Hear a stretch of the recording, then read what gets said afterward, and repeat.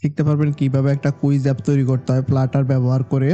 কারণ আপনি যখন একটা এডুকেশন পারপাস অ্যাপ তৈরি করবেন অথবা রবি 10 মিনিট স্কুলের মতো অ্যাপস তৈরি করবেন, সেক্ষেত্রে অবশ্যই কুইজ সেকশন থাকে। সেই সেকশনটা নিয়ে আপনি কিভাবে কাজ করবেন সেটার বিস্তারিত দেখানো হবে। প্রত্যেকটা ভিডিও আপনারা সিকোয়েন্স অনুসারে দেখবেন, তাতে করে আপনাদের বুঝতে অসুবিধা হবে না অথবা কোডগুলো সম্পূর্ণ আননেসেসারি মনে হবে। এবং ভিডিওর সাথে যে নাম্বারটা দেওয়া আছে সেই নাম্বারটা দেখেই কিন্তু ভিডিওগুলো প্লে করবেন, তাহলে সম্পূর্ণ বিষয়টা আপনারা ক্লিয়ারলি বুঝতে পারবেন। সে আমার চ্যানেলটিকে সাবস্ক্রাইব করবেন এবং আপনার বন্ধুদের মাঝে শেয়ার করতে একদমই ভুলবেন না, কারণ আপনারা জানেন ভিডিওগুলো মেক করতে অনেক কষ্ট হয়। আপনাদের সাপোর্ট আমরা একান্তই কামনা করছি। আমরা আশা করি আপনারা আমাদেরকে সাপোর্ট করবেন। এই ভিডিও থেকে আপনারা শিখতে পারবেন কিভাবে একটা কুইজ অ্যাপ তৈরি করতে হয় ফ্লাটার ব্যবহার করে। কারণ আপনি যখন একটা এডুকেশন পারপাস অ্যাপ তৈরি করবেন অথবা রবি 10 মিনিট স্কুলের মতো অ্যাপস তৈরি করবেন, সেক্ষেত্রে অবশ্যই কুইজ সেকশন থাকে। সেই সেকশনটা নিয়ে আপনি কিভাবে কাজ করবেন সেটার বিস্তারিত দেখানো হবে। প্রত্যেকটা ভিডিও আপনারা সিকোয়েন্স অনুসারে দেখবেন, তাতে করে আপনাদের বুঝতে অসুবিধা হবে না অথবা কোডগুলো সম্পূর্ণ আননেসেসারি মনে হবে। এবং ভিডিওর সাথে যে নাম্বারটা দেওয়া আছে সেই নাম্বারটা দেখে কিন্তু ভিডিওগুলো প্লে করবেন, তাহলে সম্পূর্ণ বিষয়টা আপনারা ক্লিয়ারলি বুঝতে পারবেন। এই কুইজ অ্যাপটা যেভাবে কাজ করবে আমি যদি একটু দেখে আপনাদেরকে আবারও রান করি, একটু কোডটা রান করে আমি আপনাদেরকে দেখাচ্ছি কুইজ অ্যাপটা আসলে কিভাবে কাজ করে। এখন প্রত্যেকটা কিন্তু আপনারা একজন ডেভেলপার হিসেবে আপনি যেভাবে কোডগুলো করা দরকার এবং সিকোয়েন্স মেনটেন করে কোডগুলো যেভাবে আপনি করবেন সেটার বিস্তারিত গাইডলাইন এই ভিডিও থেকে আপনারা পাবেন। এবং সেপারেট আপনারা কিভাবে ক্লাস তৈরি করবেন, কিভাবে একটা মাল্টিপল ক্লাস বারবার ইউজ করবেন সেই বিষয়ে দেখানো হবে। এবং লিস্টিং কিভাবে করবেন সেই বিষয়ে বিস্তারিত আলোচনা করা হবে। দেখতে পাচ্ছেন আমার মেইন ডাট ফাইলে কিন্তু কোনো কিছু নেই, জাস্ট একটা অ্যাক্টিভিটিস আছে। আমরা জাস্ট প্রত্যেকটা অ্যাক্টিভিটিস অনুসারে কিন্তু কাজ করব। কিভাবে আমরা মাল্টিপল একটা স্ক্রিনকে মাল্টিপল টাইম ব্যবহার করতে পারি সেই বিষয়টা এখানে দেখানো হবে।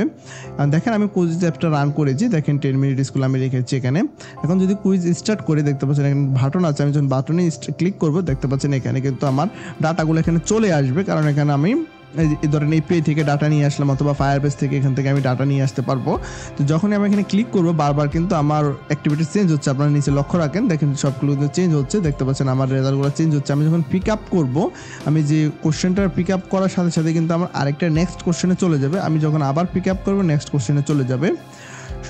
এভাবে আমরা কিন্তু রেজাল্টগুলো এখান থেকে চুজ করতে পারবো। এবং দেখেন সর্বশেষ এখানে ইউর আনসার ইজ 5, কারণ আমার 12টা কোশ্চেন ছিল, এখান থেকে 5টা কোশ্চেন কিন্তু কারেক্ট হয়েছে।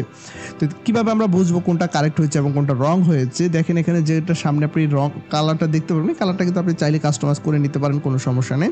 দেখতে পাচ্ছেন 1 2 3 তিনোটা কিন্তু আমাদের রং হয়েছে। দেন দেখেন আমাদের কারেক্ট আনসার কী ছিল, আমরা কী চুজ করেছি সেটা এখানে দেখতে পারবেন। আমরা কিন্তু এখানে চুজ করেছি উইজেট, কিন্তু আমরা এখানে চুজ করেছি ফাংশনস, কিন্তু আমাদের কারেক্ট আনসার ছিল উইজেট। দেন এখানে দেখেন আমরা যেটা কারেক্ট আনসার সেটা একটা হাইলাইট হয়ে যাবে, যেটা রং আনসার সেটা আপনার কিন্তু ডিফারেন্ট কালার দেয়। দেখেন এখানে যেটা ফোন নাম্বার কিন্তু কালারটা ডিফারেন্ট, কালারটা চেঞ্জ, কারণ এখানে আমরা উইজেট আমাদের কারেক্ট আনসার ছিল স্টেটলেস উইজেট, তাই আমরা সিলেক্ট করেছি স্টেটলেস উইজেট।